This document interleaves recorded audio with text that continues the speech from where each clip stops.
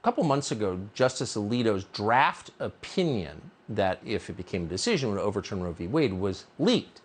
And in the wake of that, violent activists have harassed justices at their homes. They've also targeted pro-life groups more than 40 times. There have been dozens of attacks on churches and pro-life pregnancy counseling centers in recent months. Here's just a sampling of them.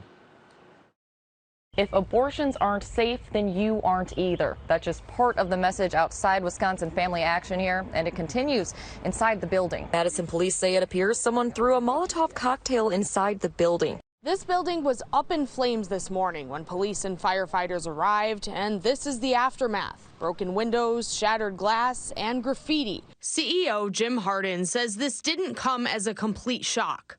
Recently, Compass Care has been receiving threats online and in person. The graffiti on the side of the building says Jane was here, and Hardin says he thinks the abortion rights group Jane's Revenge is behind the attack. Well, Nancy Pelosi, who, as she has told us many times, is very Catholic, was given a chance to condemn these attacks, which would seem to be very easy for any humane person who believes in law and decency. Instead, here's what Nancy Pelosi said. There has been a number of attacks on churches, on crisis pregnancy centers. Republicans are going after Democrats for not saying anything, and they're saying that your rhetoric is contributing to these attacks on these crisis pregnancy centers. Well, let me just say this. A woman has a right to choose, to live up to her responsibility. It's up to her, her doctor, her family, her husband, her significant other, and her God. I'm a very Catholic person, and I believe in every woman's right to make her own decisions. So how hard is it to say, if you're purportedly a Christian, and she claims to be, throws it in your face, in fact, told us several years ago that MS-13 were children of God. How hard is it to say, you know, whatever you think about abortion, I'm for it, you're against it, fine. You can't attack churches, and you can't attack faithful Christians because they're Christians. But she couldn't say that, which shows you that she's not a Christian.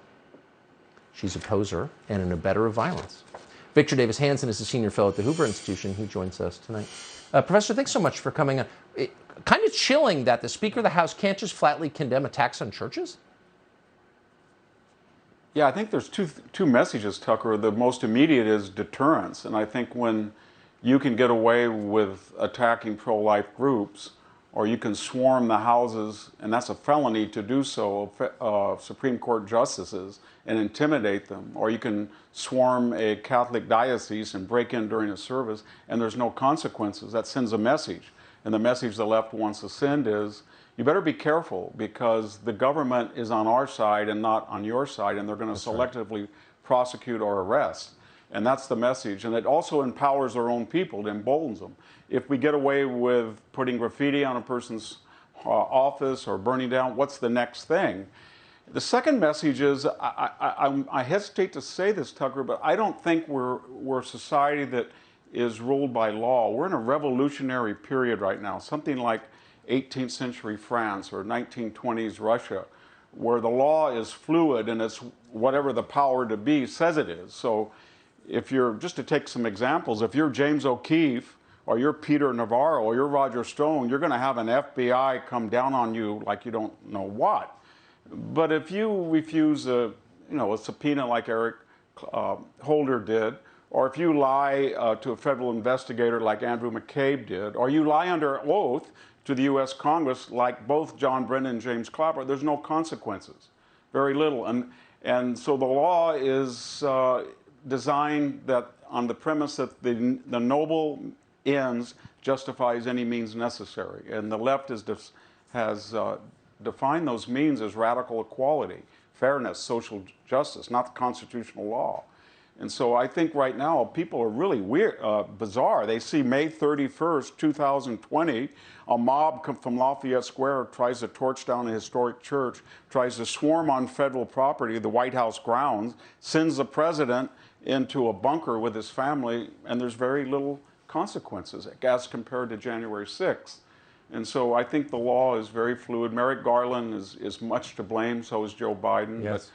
it's part of the left ideology that's in ascendance right now. And it's very scary because I think most Americans realize if you are of a particular political persuasion and you break the law or you're accused of breaking the law, you're going to be treated very differently.